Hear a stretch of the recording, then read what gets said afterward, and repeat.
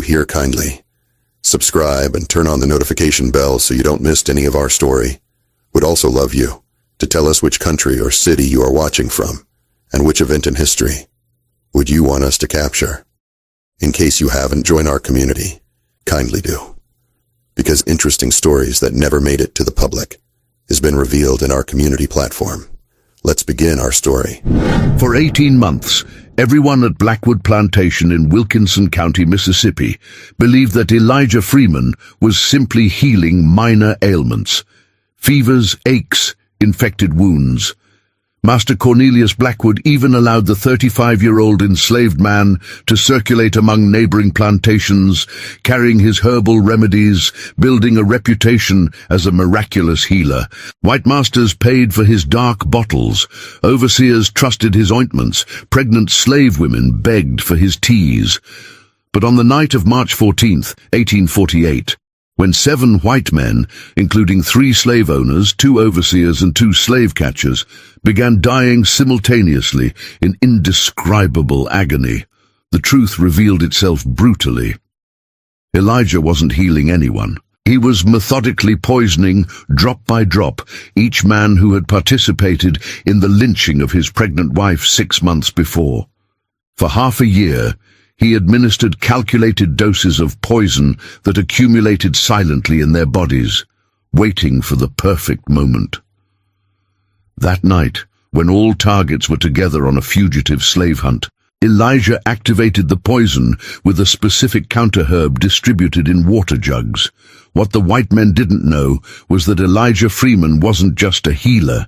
He was the son of a captured Igbo priest, master of ancestral African poisons, and had spent 18 months transforming his pain into patience, his rage into science, and his trauma into silent and absolutely lethal justice. But to understand how a healer became an executioner, we must return to September of 1847, when Elijah Freeman still believed in mercy.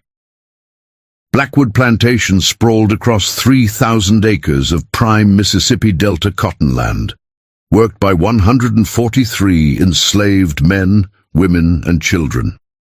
The plantation sat 15 miles south of Natchez, in a region known as the Black Belt for its rich dark soil and its overwhelming population of enslaved Africans. By 1847, cotton was absolute king in Mississippi. A single bale could sell for $50 in New Orleans, and Cornelius Blackwood shipped 2,000 bales annually. The wealth was staggering. The brutality required to produce it was unimaginable. The social hierarchy at Blackwood was typical of large, Deep South plantations. At the top sat Master Cornelius Blackwood, 52 years old, third-generation plantation owner who inherited the land from his father and expanded it through calculated marriages and ruthless business practices. He was a tall man, over 6 feet, with iron-gray hair swept back from a high forehead, penetrating blue eyes that seemed to evaluate human beings the way a farmer evaluates livestock, and hands that had never performed a day of manual labor.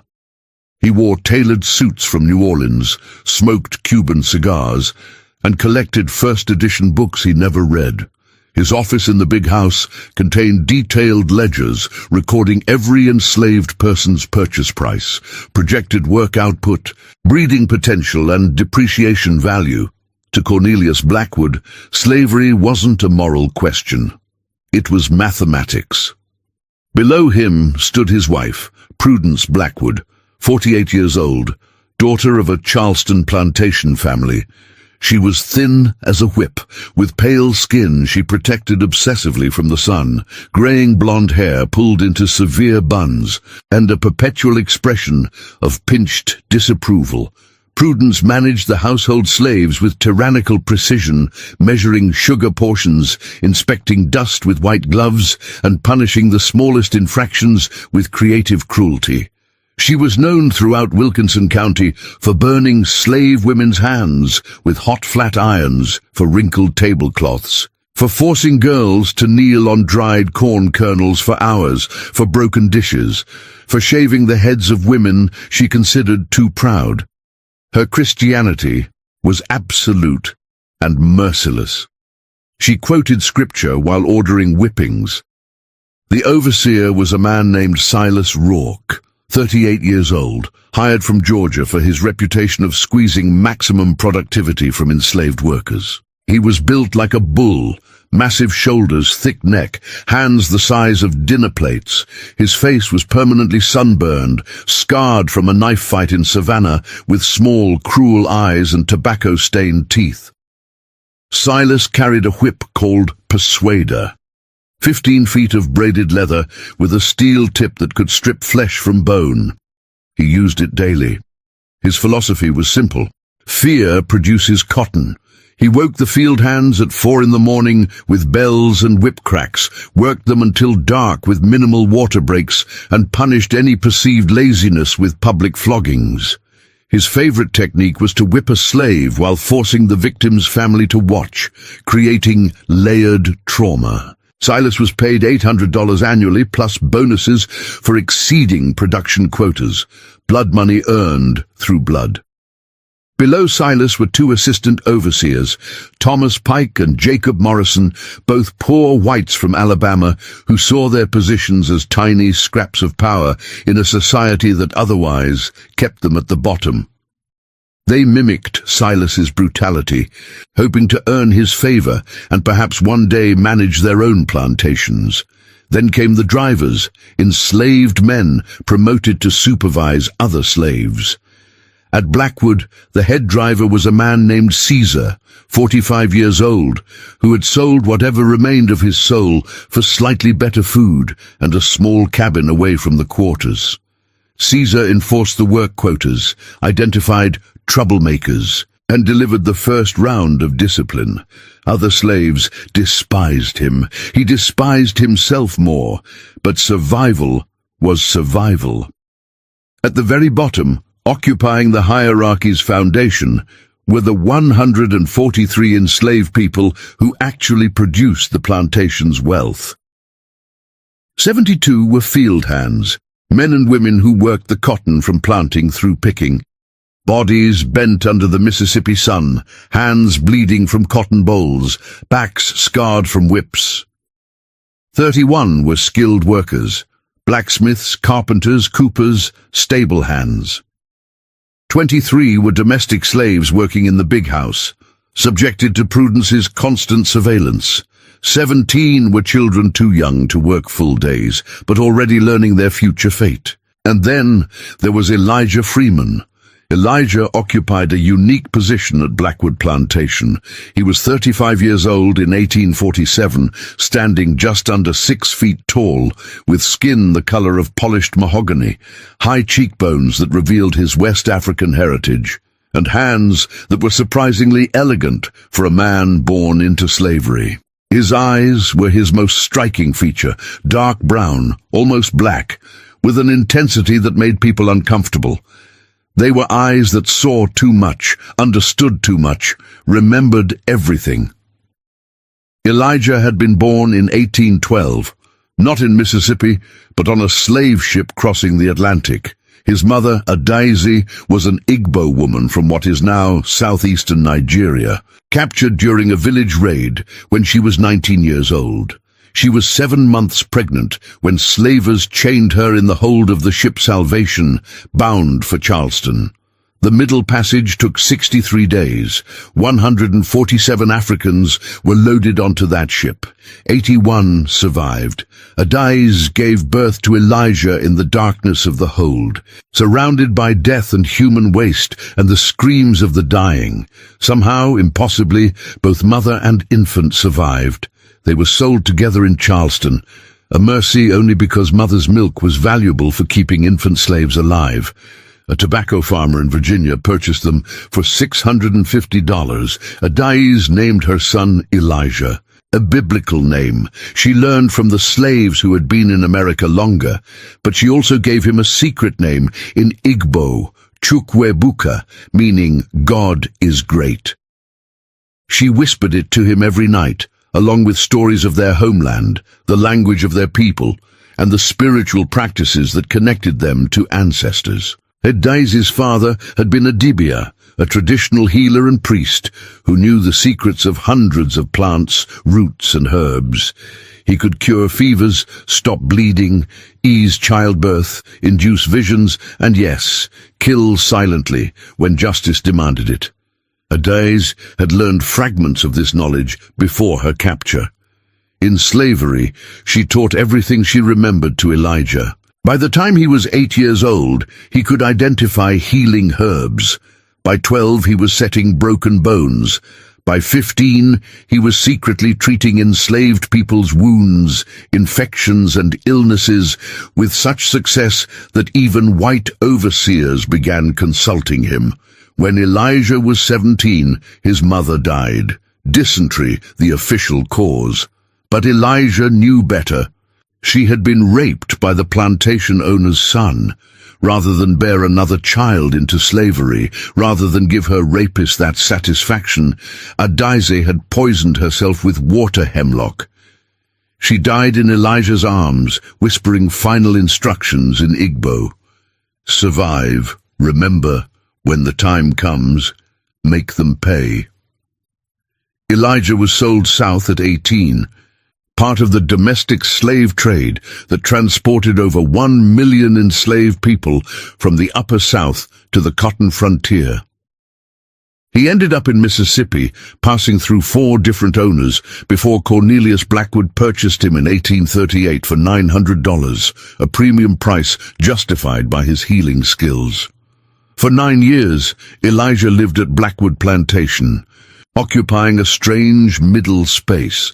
He was still enslaved, still subject to punishment, still property, but his knowledge made him valuable. Cornelius Blackwood allowed him to treat sick slaves. After all, a dead slave was a financial loss. Gradually, Elijah's reputation spread. Neighboring plantation owners requested his services. Blackwood rented him out for $2 per treatment, pocketing the money, but allowing Elijah slightly more freedom of movement than most slaves ever experienced. This freedom came with invisible chains. Elijah had to carry a written pass whenever he traveled. Slave patrols, poor whites on horseback who policed enslaved people's movements, could stop him at any time, demand his papers, whip him for perceived disrespect.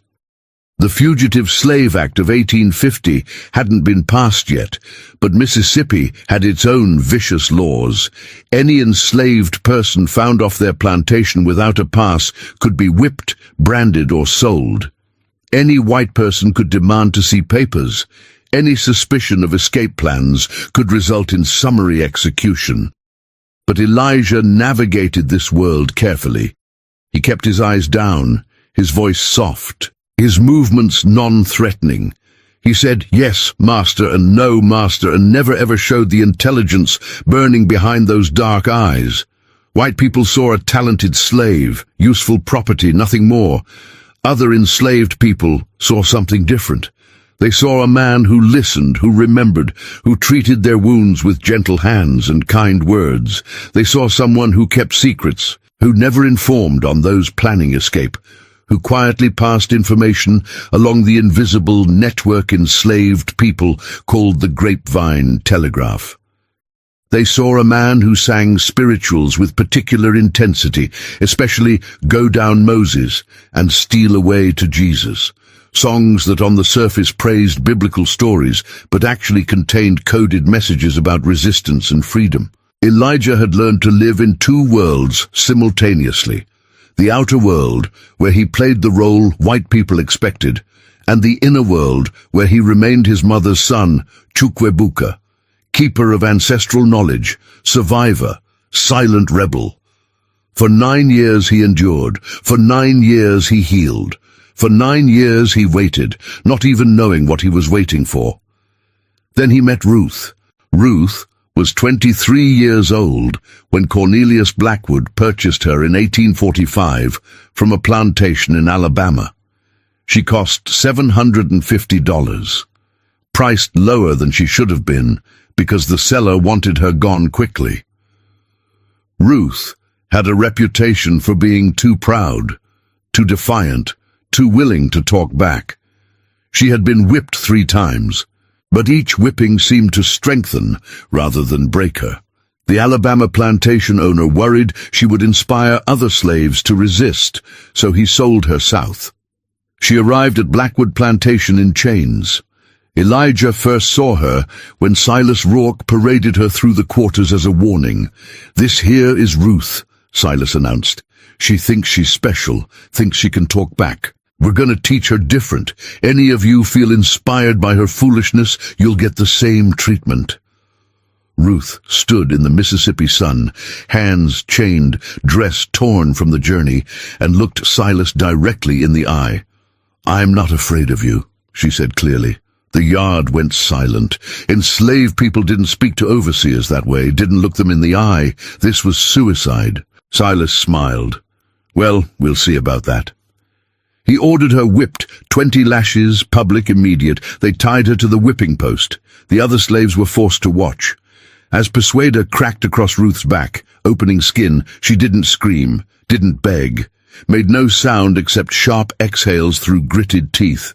When it was over, when her back was ribbons of blood, Silas asked, "What do you say now?" Ruth lifted her head and met his eyes again. "I'm still not afraid of you." Silas might have killed her then, but Cornelius Blackwood intervened. "That's enough. She's expensive property. Put her to work in the fields. Let the sun teach her what the whip can't." They dragged Ruth to the quarters, assigned her a place in the women's cabin, left her bleeding on a dirty pallet. That night, Elijah came to treat her wounds. He arrived after dark, carrying a small bag of supplies, clean cloth torn from his own shirt, a clay pot containing salve made from comfrey root and plantain, a jar of willow bark tea for pain. Ruth was lying face down, shaking with suppressed sobs of pain and rage. "I'm Elijah," he said softly. "I can help with the wounds if you'll permit it." "They let you treat me." Ruth's voice was hoarse. "They don't let me do anything, but they don't stop me either. My healing keeps their property valuable." Ruth laughed bitterly. "Property, that's what we are. That's what they call us," Elijah said, carefully cleaning her wounds. "Not what we are." Over the following weeks, Elijah treated Ruth's back as it healed. Slow process, complicated by the fact that she was forced into the cotton fields every day, reopening wounds, collecting infection. But Elijah was persistent. He brought salves, changed bandages, monitored healing, and they talked. Ruth told him her story. She had been born in Virginia, sold to Alabama at 15, had watched her mother work to death, and her younger brother sold away when he was 10 years old. She told him about the anger that lived in her chest like a constant fire, the rage that made her unable to bow, unable to pretend, unable to play the game that kept most enslaved people alive. "I know I should keep quiet," she said. "I know defiance gets you killed. But every time I lower my eyes, every time I say, 'Yes, Master,' I feel like I'm betraying my mother, my brother, everyone who died in chains. How do you do it? How do you survive without breaking?" Elijah was quiet for a long moment. "I don't survive without breaking," he finally said. "I broke a long time ago, but I put the pieces back together in a different shape. My mother taught me patience. She said resistance doesn't always look like rebellion. Sometimes it looks like surviving when they want you dead. Sometimes it looks like keeping knowledge they want destroyed. Sometimes it looks like waiting for the perfect moment. And when does that moment come? I don't know, but when it does, I'll be ready." Ruth studied his face in the dim candlelight. "You're different than you pretend to be. We all are." Their relationship deepened, slowly, carefully, navigating the impossibility of love in a system designed to destroy it. Enslaved people had no legal right to marry, but they created their own ceremonies. On a Sunday evening in June of 1846, Elijah and Ruth stood before the elderly slave preacher in a secret clearing in the woods. With a dozen witnesses, they jumped the broom, the traditional marriage ritual enslaved people used since legal marriage was forbidden. "What God has joined, let no man separate," the preacher intoned, but everyone present knew separation was always possible. Husbands sold away from wives. Wives raped by masters, children torn from parents. Love in slavery was an act of defiant hope. For 14 months, Elijah and Ruth built a life within slavery's constraints. They shared a cabin. Elijah continued his healing work. Ruth labored in the fields, picking cotton with bleeding fingers, but came home each night to a man who loved her, who rubbed her aching feet, who whispered stories of freedom. In August of 1847, Ruth discovered she was pregnant. The news filled Elijah with conflicting emotions.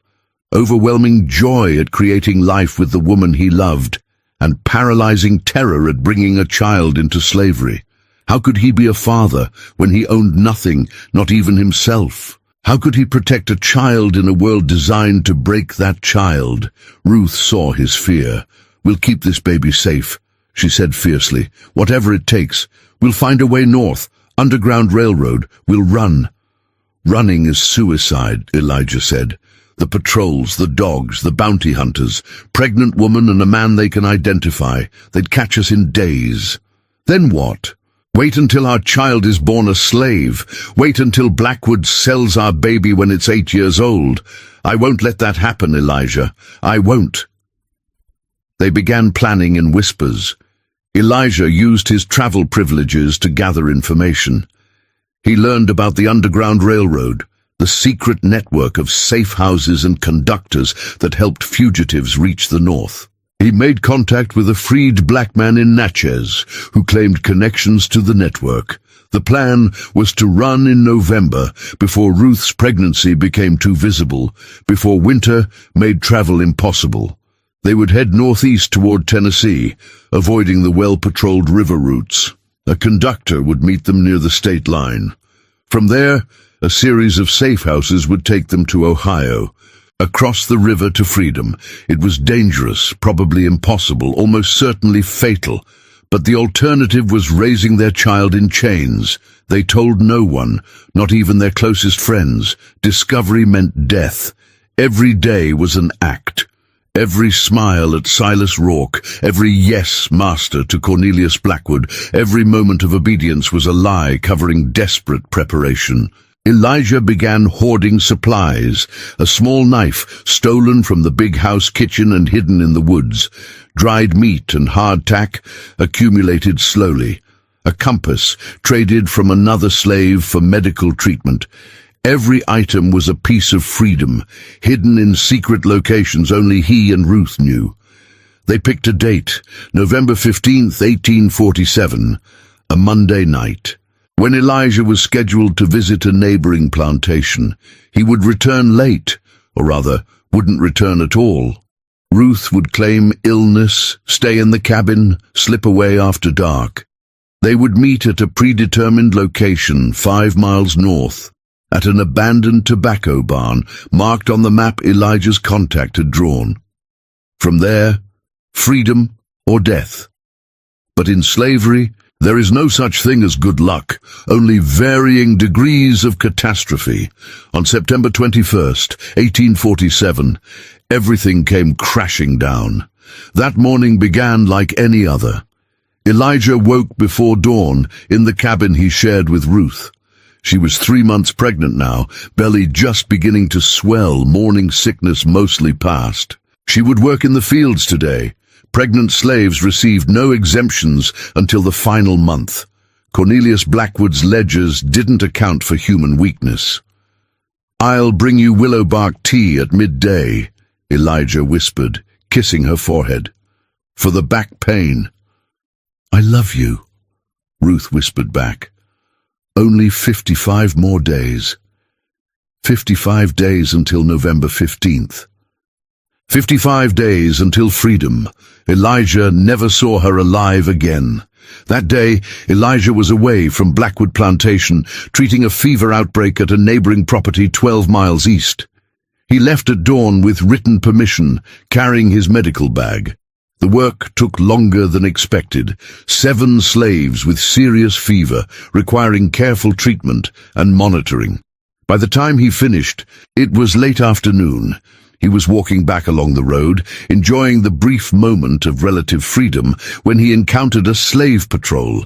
3 white men on horseback, rifles across their saddles, looking for trouble.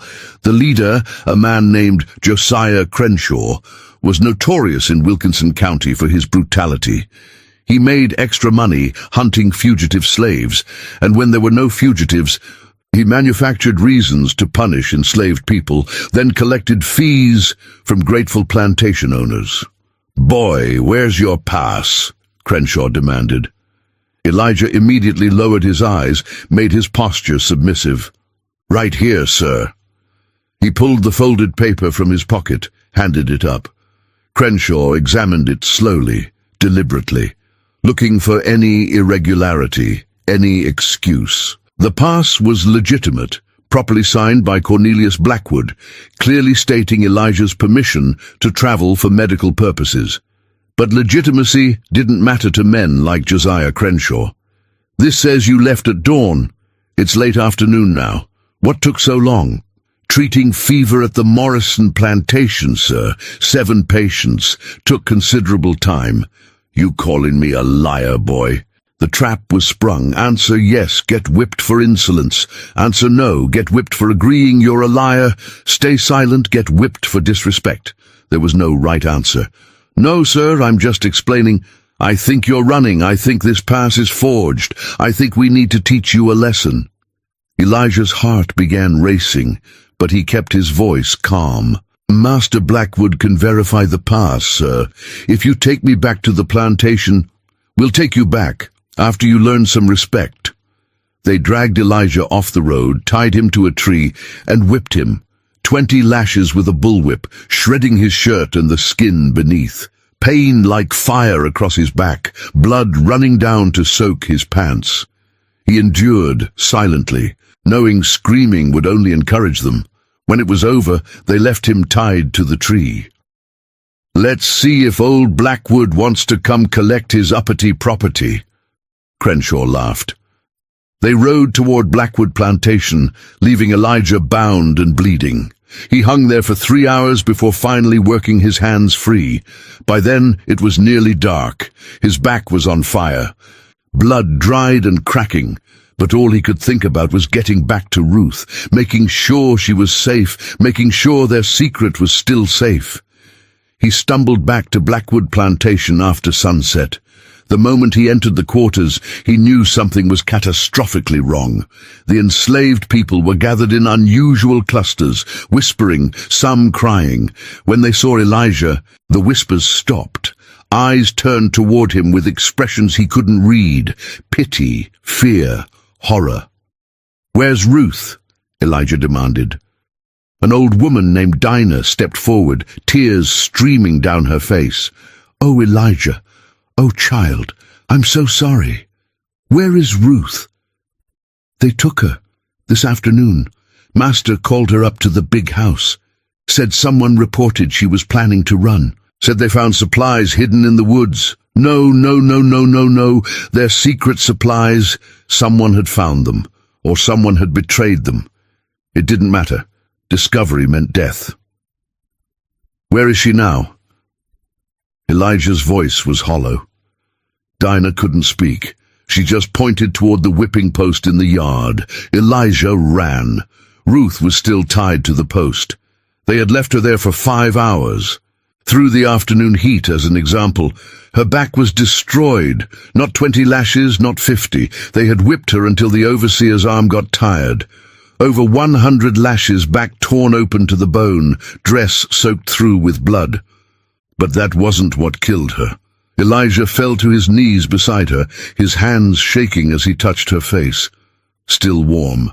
She had been alive recently, maybe just minutes ago. "Ruth, please stay with me. I can heal this, I can—" But even as he spoke, he saw the real damage. The massive bruising on her swollen belly, the blood between her legs. They hadn't just whipped her. They had beaten her pregnant stomach, deliberately, methodically, killing the child inside her and Ruth along with it. Who did this? Elijah's voice didn't sound like his own anymore. It sounded like something breaking. Dinah had followed him. Silas Rourke did the whipping, but it was more than just him.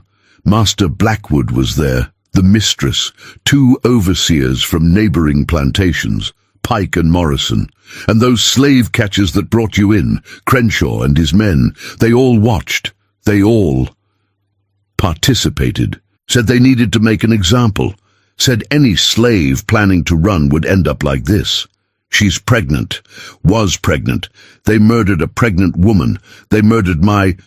His voice broke. He pulled Ruth's body into his arms, cradled her against his chest, felt her blood soaking into his already bloody shirt. Her eyes were still open, staring at nothing, her lips slightly parted, as if she had tried to speak at the end. Elijah sat there in the dirt, holding his dead wife and unborn child, and something inside him died as well. The part that believed in mercy, the part that believed in patience, the part that believed in anything except vengeance. Around him, enslaved people gathered silently. No one spoke. What was there to say? This was slavery. This was Tuesday. This was life and death, and the absolute power of white people over black bodies. But Elijah was no longer thinking about survival. He was thinking about his mother's final words. When the time comes, make them pay. The time had come. He stayed with Ruth's body until dawn, memorizing her face, whispering promises in Igbo and English, making vows to ancestors and gods and the child that would never be born. I will kill them all, he whispered, every single one who touched you, every single one who watched. I will make them suffer. I will make them beg. And when they ask why, when they scream for mercy, I will tell them your name. At sunrise, Caesar the driver came to collect Ruth's body. Master says you can bury her today, says you can have 2 hours off from work to do it. 2 hours. They murdered his wife and child and gave him 2 hours to grieve. Elijah buried Ruth in the slave cemetery, a scraggly plot behind the quarters marked by wooden crosses and field stones. He dug the grave himself, 6 feet deep, with bleeding hands and a back on fire from his own whipping. Other slaves gathered for the funeral, singing spirituals in low voices. The elderly preacher spoke briefly about heaven and freedom and reunion with loved ones. But Elijah wasn't thinking about heaven. He was thinking about a very different kind of reunion. After the burial, after the 2 hours expired, Elijah was ordered back to work. Silas Rourke was waiting for him at the edge of the cemetery. You done crying, boy? Time to get back to being useful. Elijah looked at Silas Rourke, really looked at him, cataloguing every detail, the red face, the tobacco-stained teeth, the satisfied smirk, the total absence of remorse. Yes, Master Rourke, Elijah said softly, eyes down, voice empty. Good. Blackwood wants you to check on the Morrison place tomorrow. More fever cases. Yes, Master Rourke. And Elijah, you thinking about running like your woman? Don't. We'll hunt you down and make what happened to her look like mercy. Understand? Yes, Master Rourke. Silas walked away, satisfied that the troublesome slave had been properly broken. He had no idea he was already a dead man. That night, Elijah sat alone in his cabin, staring at the empty space where Ruth used to sleep. He didn't cry. Tears were finished. Instead, he began planning with the cold calculation his mother had taught him. 7 men had participated in Ruth's murder. 7 men would die, but not quickly, not mercifully. No, they would die slowly, in agony, wondering what was killing them, unable to stop it, unable to save themselves. Elijah knew exactly how to make that happen. His mother had taught him about a particular poison derived from water hemlock root. In small doses, accumulated over time, it was undetectable. It caused no immediate symptoms. But once a threshold dose was reached in the body, a single activating compound could trigger catastrophic failure of the nervous system. Muscle spasms, convulsions, respiratory failure, death in excruciating agony. The poison was called death's slow patience. It could take months to accumulate, but once activated, death came within hours. Elijah would poison each of them, slowly, invisibly, building the toxin in their bodies while playing the obedient slave, the helpful healer. And when the time was right, when all 7 had reached threshold toxicity, he would activate the poison simultaneously.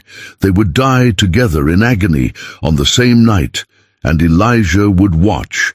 The plan required patience, months of patience, months of pretending nothing had changed, that he was still the broken slave they thought he was, months of smiling and bowing and saying, "Yes, master," while methodically poisoning every man who had murdered his family. But Elijah had learned patience from the best. His mother had survived the Middle Passage, survived rape and slavery and forced labor, survived for 30 years until choosing her own death on her own terms. She had taught him that enslaved people survive by being smarter than their oppressors, by playing roles, by waiting for the perfect moment. The perfect moment was coming. Elijah began the next morning. Water hemlock grew wild in Mississippi swamps and creek beds. The roots were the most toxic part. A single ounce could kill a grown man if administered all at once. But Elijah wasn't interested in quick deaths. He needed accumulation. Over the next week, during his medical travels, Elijah harvested hemlock roots. He did this carefully in remote locations, wearing gloves made from pig intestines to avoid contaminating himself. He harvested enough root for his purposes, then carefully processed it in secret locations in the woods, far from the plantation. The processing was delicate. He dried the roots slowly, ground them into fine powder, measured exact doses. Too much would cause immediate symptoms and alert his targets. Too little would never reach threshold toxicity. The dosage had to be precise. For each target, Elijah calculated weight, estimated metabolism, planned dosing schedule. Master Cornelius Blackwood weighed approximately 200 pounds. Overseer Silas Rourke, about 220. The others varied, each required customized dosing.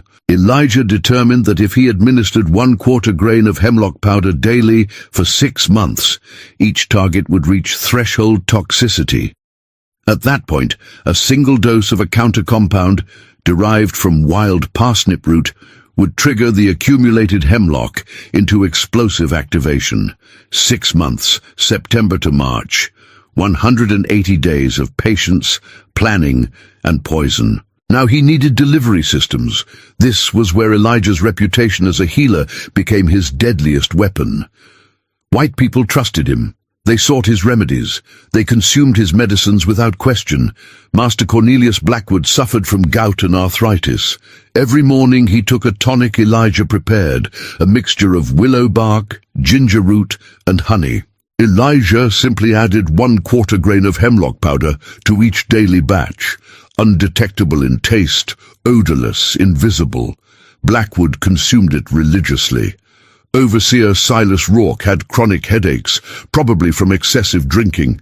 He demanded pain remedies from Elijah weekly. Elijah provided pills made from feverfew and peppermint, each containing the precisely calculated dose of hemlock. Silas swallowed them gratefully.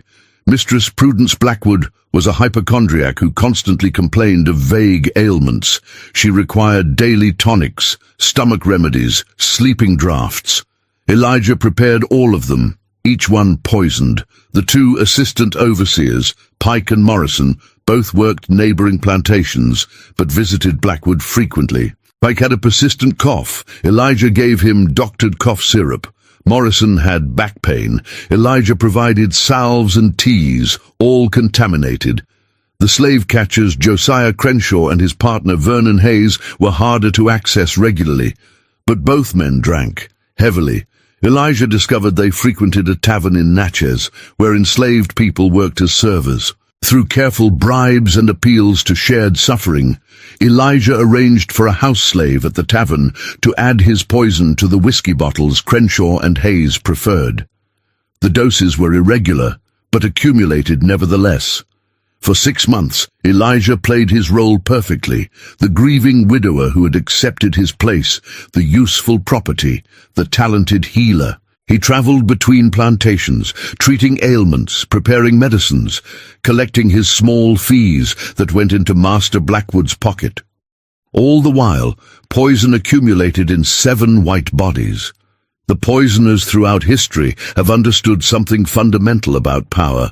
Those who control what enters the body control life and death itself. Medieval kings employed food tasters. Renaissance nobility lived in constant paranoia. But in the antebellum South, white people never imagined their slaves possessed the knowledge to kill them slowly, invisibly. Their arrogance was their vulnerability. Elijah monitored his targets carefully. He watched for any early symptoms that might indicate dangerous toxicity levels before the planned activation date. Hemlock accumulation was generally asymptomatic until threshold, but individual variations in metabolism meant Elijah had to adjust doses occasionally. In December, Master Blackwood complained of unusual fatigue. Elijah reduced his dose slightly for 2 weeks, then resumed. In January, Silas Rourke mentioned intermittent numbness in his fingers. Elijah adjusted the dosage, blamed it on cold weather, and Rourke dismissed it. The most difficult part was psychological. Every day, Elijah had to interact with these men as if nothing was wrong. He had to accept orders from Silas Rourke, bow to Cornelius Blackwood, endure Prudence's sharp criticisms. He had to play the obedient slave while methodically murdering them. The strain was immense. At night, alone in his cabin, Elijah sometimes trembled with suppressed rage. He talked to Ruth's ghost, told her about the plan's progress, counted down the days. But during daylight hours, his mask never slipped. Not once. Other enslaved people noticed something different about Elijah after Ruth's death. He had become quieter, more withdrawn, but grief explained that. What they didn't see was the cold calculation behind his eyes, the detailed mental notes he kept on every target's health, the careful tracking of poison doses and accumulation rates. In February, Elijah made a critical decision about timing. Initially, he had planned to activate the poison in late March, giving full 6 months for accumulation. But he learned that a large hunting party was scheduled for March 14th, a fugitive slave hunt involving multiple plantation owners and overseers. 6 of his 7 targets would be present. Only Mistress Prudence would be absent, remaining at the big house as was proper for white women. The opportunity was too perfect to pass. Elijah adjusted his plan. On March 14th, during the hunting party, he would activate the poison in the 6 men. They would die together in the woods, far from help. It would appear to be some kind of group illness, food poisoning, contaminated water, bad luck.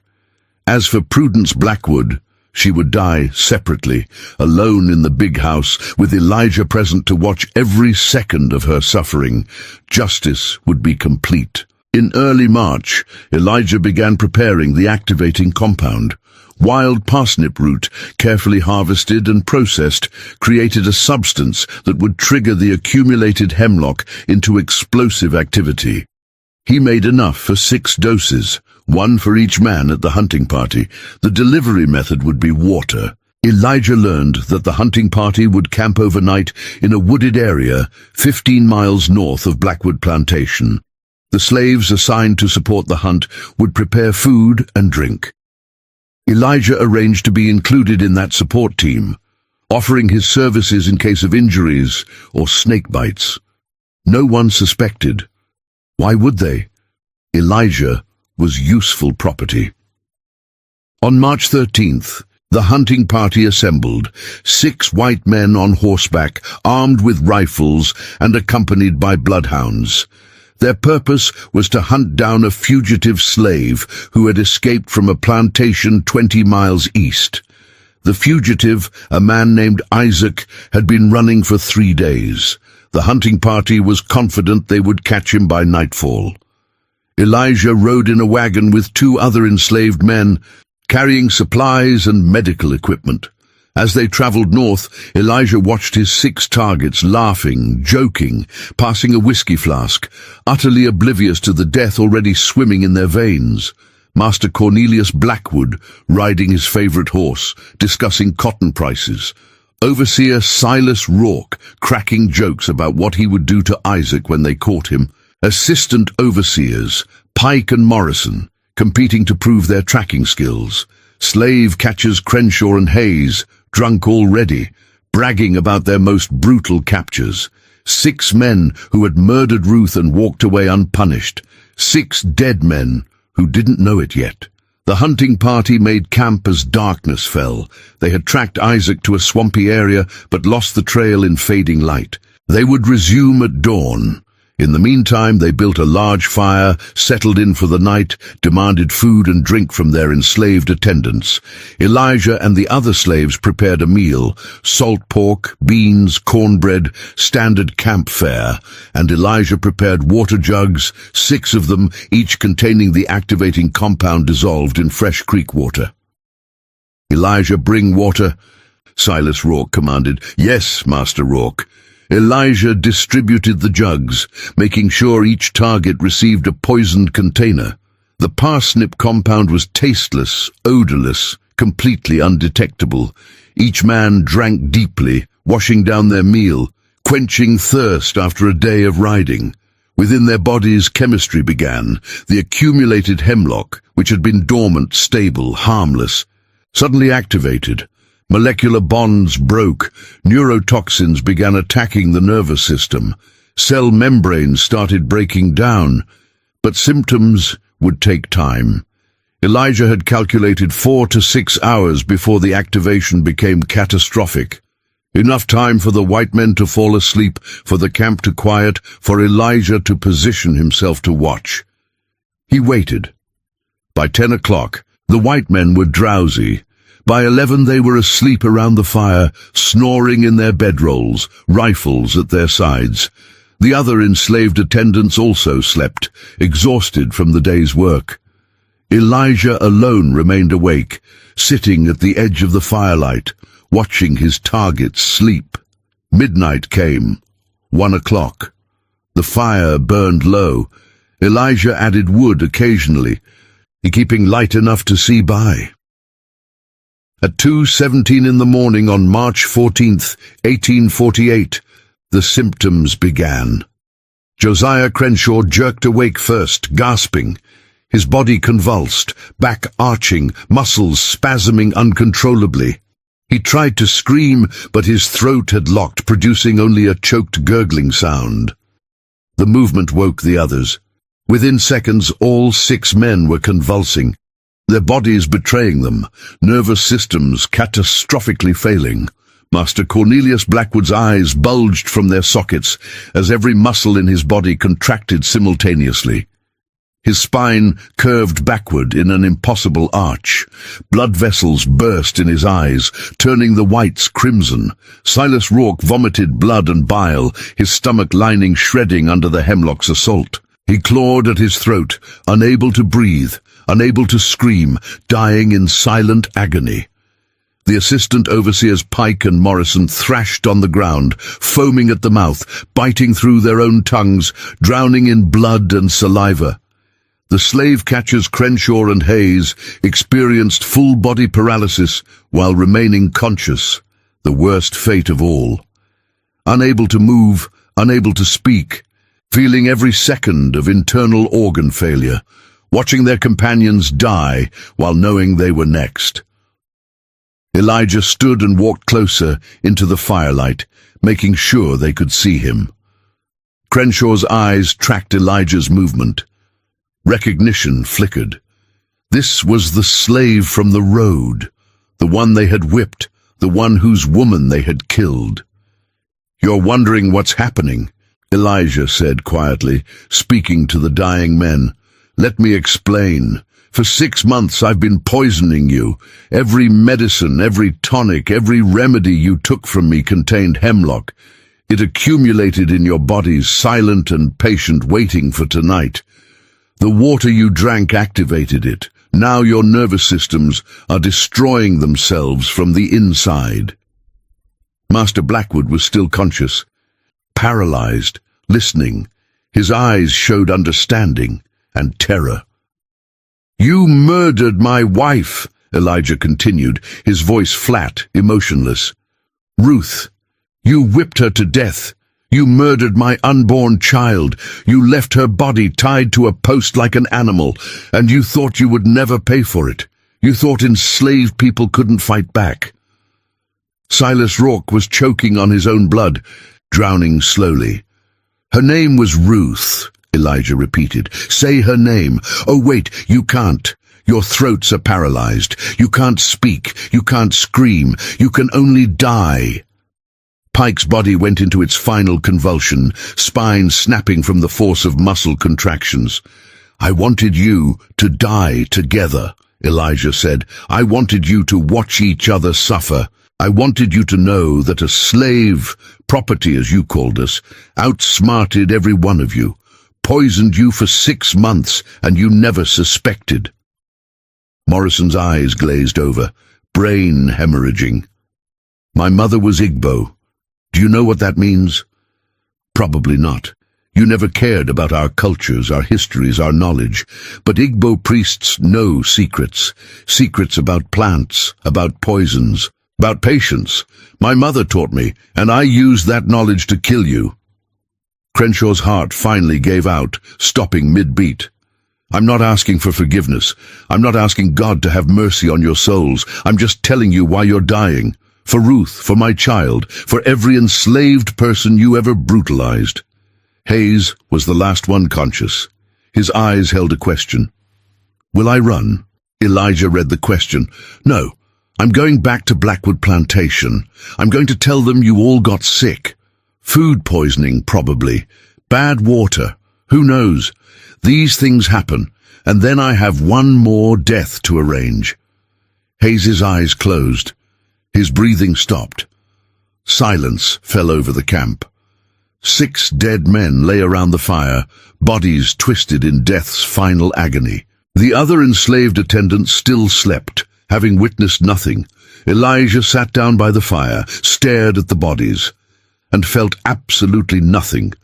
No satisfaction, no regret, just emptiness. Vengeance hadn't brought Ruth back, hadn't healed the wound, had only created more death. But he had made a promise, and a promise made over a grave is sacred. When dawn came, Elijah woke the other slaves. They discovered the dead white men and panicked. "What happened? What do we do?" "They're dead," Elijah said calmly. "Probably bad water from the creek. We need to get back to the plantation, report this to the authorities." The return to Blackwood Plantation took hours. The enslaved men loaded the 6 corpses into wagons, drove them back in shocked silence. When they arrived, chaos erupted. Mistress Prudence Blackwood emerged from the big house, saw her husband's corpse, and began screaming. Neighbors came running. A doctor was summoned from Natchez. The sheriff arrived with questions. Elijah explained calmly. "We made camp. The masters drank from the creek. I warned them the water might be bad, but they were thirsty.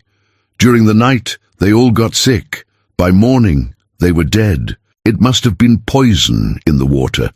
The doctor examined the bodies, consistent with severe toxicity, possibly natural poisons from the creek. Water hemlock grows wild in that area. Tragic accident. Accident.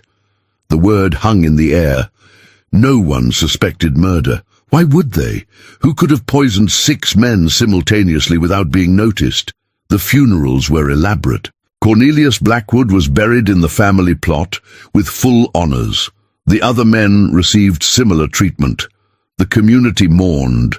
Plantation owners throughout Wilkinson County attended, whispering nervously about bad water and tragic accidents and the mysterious ways of God. Elijah attended each funeral, head bowed, expression appropriately sad. No one suspected. But Elijah's work wasn't finished. One more person had participated in Ruth's murder, Mistress Prudence Blackwood. With her husband dead, Prudence now controlled the plantation.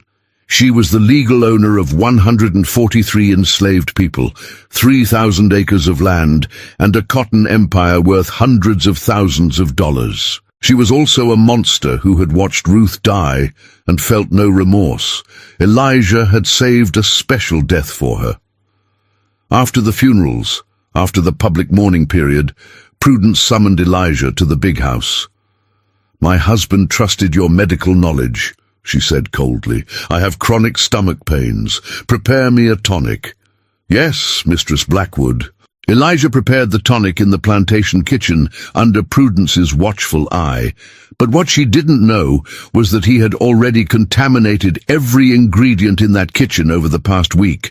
Every jar, every bottle, every container held traces of hemlock. Unlike the men, who had required months of accumulation, Prudence would receive massive doses over just a few days. She was smaller, her metabolism faster, and Elijah wanted her death to be more personal. For 3 days, Prudence consumed Elijah's tonics, complaining that her stomach pain was getting worse instead of better. "Your medicines are useless," she snapped. "Perhaps I should examine you more closely, mistress," Elijah suggested, "to determine the exact nature of the illness." On the 4th day, Prudence's symptoms became severe. Violent vomiting, muscle spasms, difficulty breathing. She summoned Elijah to her bedroom, demanded he save her. Elijah stood at her bedside, medical bag in hand, and watched her suffer. "Help me," Prudence gasped. "What's wrong with me?" "You're dying," Elijah said simply. "Same poison that killed your husband, but slower, more painful." Prudence's eyes widened in horror. You poisoned—" "Yes, for 6 months I poisoned every man who murdered my wife, and now I'm killing you, not with medicine, with the same poison that's been in everything you've consumed for the past week." No, you can't. Your husband is dead. The overseer who whipped my wife to death is dead. The slave catchers who beat her pregnant belly are dead. And now you. Justice." Prudence tried to scream, but her throat was swelling shut. She clawed at Elijah, weak and desperate. "My wife's name was Ruth," Elijah said, watching her struggle. "She was 23 years old. She was pregnant, and you watched them kill her, watched them destroy her body, murder our child, and you felt nothing." Prudence's convulsions intensified. Her body arched, muscles locking, eyes bulging. "I could save you," Elijah continued. "I know the antidote, but I won't, because you don't deserve mercy. None of you did." Mistress Prudence Blackwood died at 4:30 in the afternoon on March 20th, 1848, choking on her own vomit, paralyzed and terrified, with Elijah Freeman watching every second of her death. When it was over, Elijah walked downstairs and calmly informed the house slaves that the mistress had died of the same illness that killed the master. "Terrible tragedy," he said. "The doctor should be summoned." The doctor came, examined Prudence's body, noted the similarity to the other deaths. "Some kind of epidemic poisoning," he concluded. "Possibly contaminated well water at the plantation. We should test all water sources."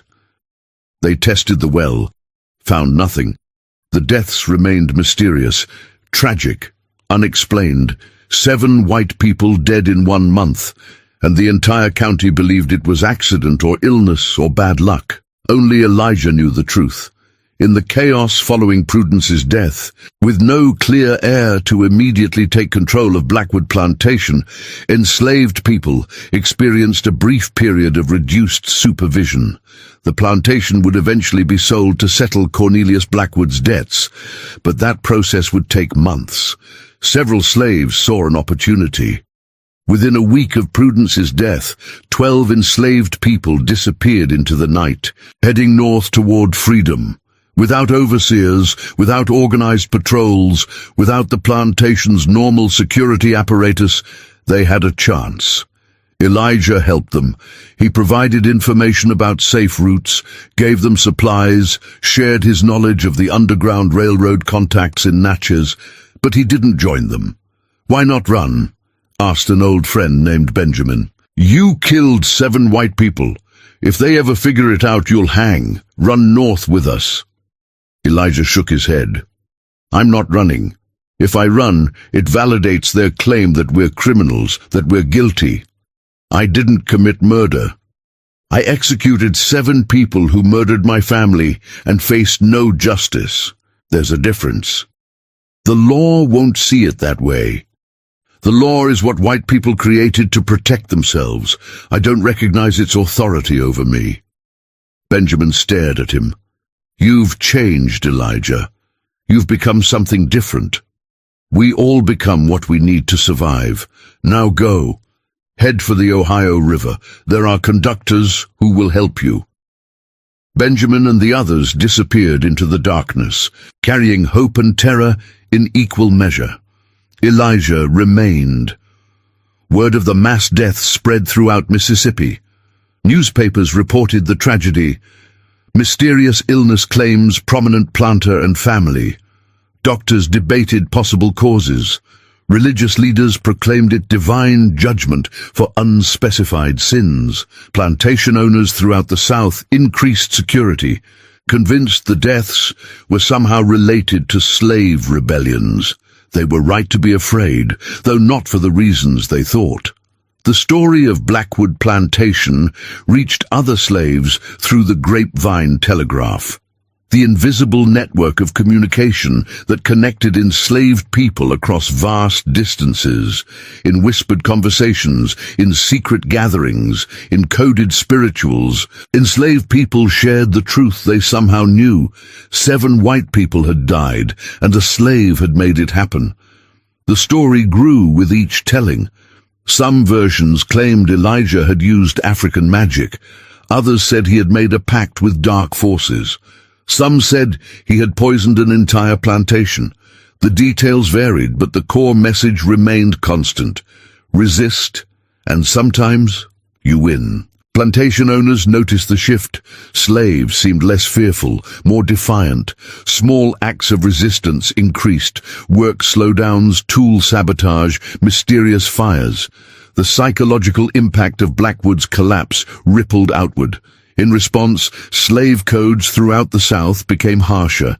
Mississippi passed new laws restricting enslaved people's movement, prohibiting literacy education, requiring larger slave patrols.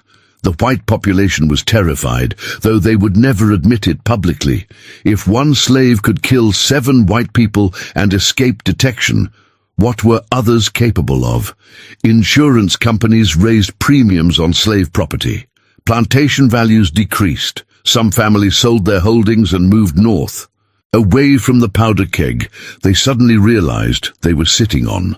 The Blackwood effect, historians would later call it, a moment when the enslaved demonstrated intelligence, patience, and lethal capability, and the entire system trembled. Meanwhile, Elijah continued his work. He remained at Blackwood Plantation as it underwent transition to new ownership. He treated sick slaves, prepared medicines, maintained his reputation as a talented healer, but everyone who knew him saw the change. His eyes had become harder, colder. He smiled less. He spoke in shorter sentences. The gentle healer had become something else, a living reminder that oppression has consequences, that justice sometimes comes from unexpected sources. In May of 1848, authorities from Natchez came to Blackwood Plantation with questions. Rumors had reached them, whispers that the deaths hadn't been accidental. They interviewed slaves, searching for inconsistencies in stories. They questioned Elijah for 3 hours. He answered calmly, consistently, with perfect documentation of his whereabouts, his actions, his medical treatments. The sheriff found no evidence of wrongdoing. "We can't prove anything," the sheriff finally admitted, "but I'll be watching you, boy. Something about this whole situation doesn't sit right." "I'm sorry you feel that way, sir," Elijah replied, eyes downcast, voice humble. "I only tried to help, tried to heal the sick. I failed. That weighs on me every day." The sheriff had no response. Without evidence, without witnesses, without even a clear understanding of how 7 people could have been murdered simultaneously, he could do nothing. Elijah went free. But freedom is a complex word for an enslaved man. Elijah remained property, remained subject to sale, remained legally a thing rather than a person. The new owner of Blackwood Plantation, a merchant from New Orleans named Francois Beaumont, took possession in June. Beaumont had heard the stories. He summoned Elijah on his first day. "I paid good money for this plantation and its property. I don't want trouble. You're a talented healer. Keep healing. Keep being useful. But if I hear even a whisper of problems, you'll be sold south to Louisiana cane fields where life expectancy is measured in years. Understand?" "Yes, Master Beaumont." Elijah returned to work, but at night, alone, he talked to Ruth's ghost. "I killed them all," he whispered. "Every single one. But you're still dead. Our child is still dead. Vengeance didn't bring you back. It only proved I could become a monster when necessary." He thought about running north, claiming freedom, but something kept him in Mississippi. Maybe it was the knowledge that his story was spreading, giving hope to others. Maybe it was stubbornness, a refusal to let white people drive him away. Maybe it was simply exhaustion, or maybe Elijah understood something profound. The fight wasn't just about personal revenge. It was about proving that enslaved people possessed intelligence, agency, and the capacity for long-term strategic resistance. Every day he remained alive and free was an act of defiance. Years passed. The Compromise of 1850 brought the Fugitive Slave Act, making it federal law to return escaped slaves to bondage. The Kansas-Nebraska Act of 1854 reignited sectional tensions. John Brown raided Harper's Ferry in 1859, attempting to start a slave rebellion. The country careened toward civil war. Through it all, Elijah Freeman remained at Blackwood Plantation, which had been renamed Beaumont Plantation, treating the sick, keeping his secrets, remembering Ruth. When the Civil War finally came in 1861, when Union troops occupied parts of Mississippi, when enslaved people fled to Union lines claiming contraband status, Elijah was 69 years old. A Union officer interviewed him, collecting stories of slavery for the official record. "Did you ever resist?" the officer asked. "Did you ever fight back?" Elijah looked at the young white man with his notebook and good intentions. "Every day," he said simply. "Every single day we resisted, in ways you could see and ways you couldn't. In ways that killed us and ways that kept us alive, in ways that history will record and ways that will remain secret forever." "Can you give me a specific example?" Elijah smiled, a rare expression on his face, and not a kind smile. "No, some stories aren't for white people, some stories we keep for ourselves." The officer noted this in his record but didn't understand it. He couldn't. The enslaved had developed entire systems of knowledge, resistance, and survival that remained invisible to their oppressors. That invisibility was the point. Elijah Freeman died in 1866. 1 year after the 13th Amendment abolished slavery. He was 74 years old. He died a free man, technically, though he never lived long enough to truly experience freedom. He was buried next to Ruth in the cemetery that had once been for slaves only. No headstone marked his grave. Formerly enslaved people had no money for such things. But those who remembered knew where he rested, and they told his story.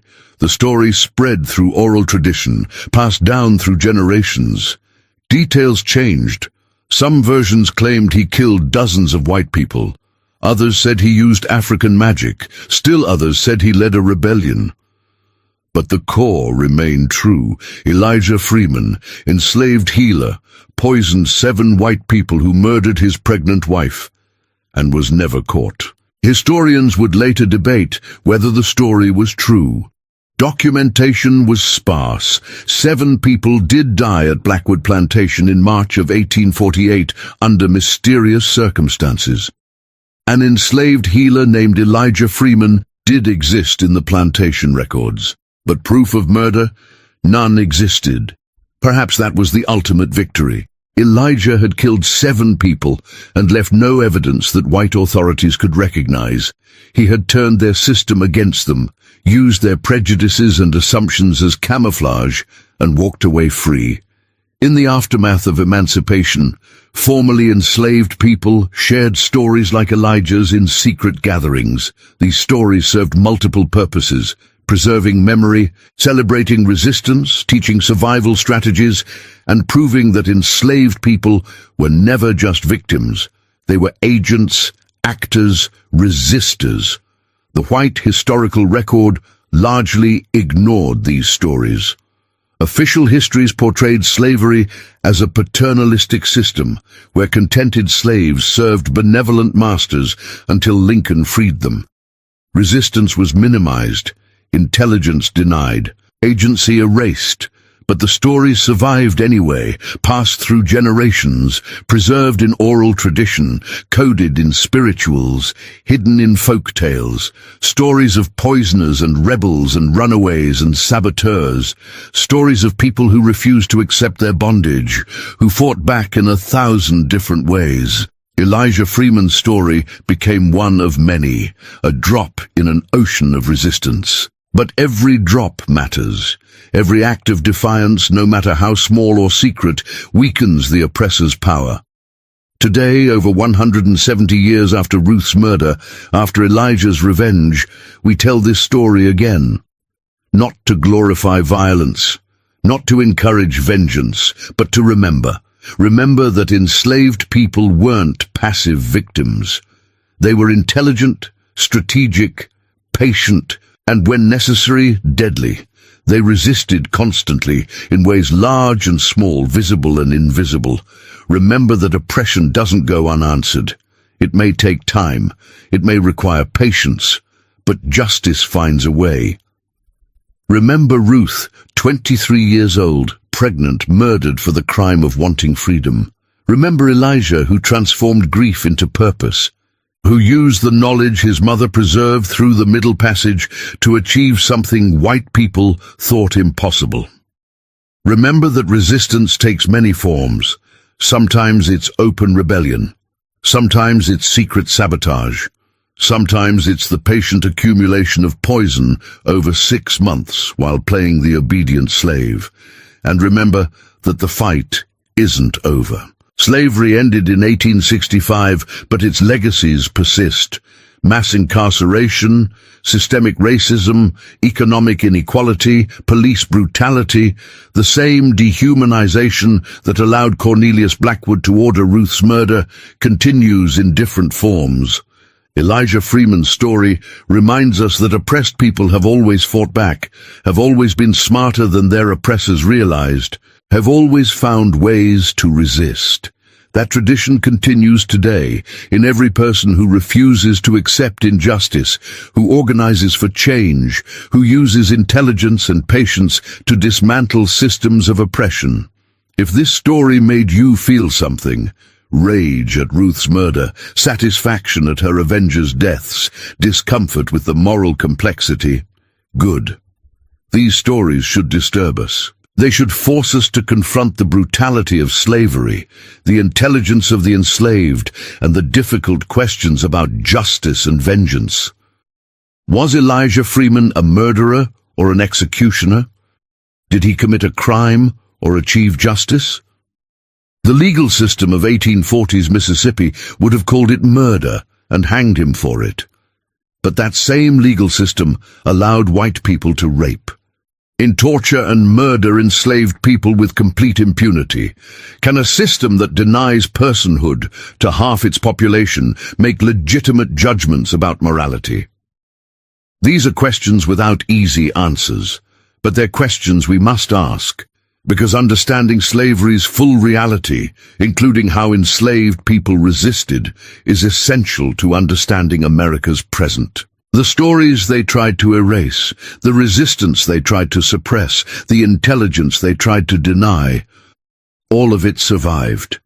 In oral traditions, in coded songs, in whispered histories passed through generations. Elijah Freeman's story is one of thousands that deserve to be told, each one a testament to human resilience, to the refusal to accept bondage, to the power of patience combined with purpose. So remember this story, share it, let it complicate your understanding of slavery and resistance. Let it remind you that oppressed people have always been agents of their own liberation, even when that liberation required methods the comfortable find disturbing. And most importantly, let it inspire you to continue the fight. Slavery ended. Oppression didn't. The struggle Elijah Freeman joined continues today, requiring the same intelligence, the same patience, the same refusal to accept injustice. His story isn't just history, it's instruction, it's warning, it's promise. They tried to break us. We survived. They tried to silence us. We speak. They tried to erase our resistance. We remember. Say their names. Ruth, Elijah, the thousands upon thousands whose stories weren't recorded, but who resisted nonetheless. Never forget, never stop fighting, never accept oppression as inevitable. Because if one enslaved healer in 1848 Mississippi could bring down 7 powerful white men, using nothing but plants, patience, and his mother's ancestral knowledge, what can we accomplish today with all the tools at our disposal? The answer terrifies oppressors and inspires the oppressed, and that's exactly as it should be.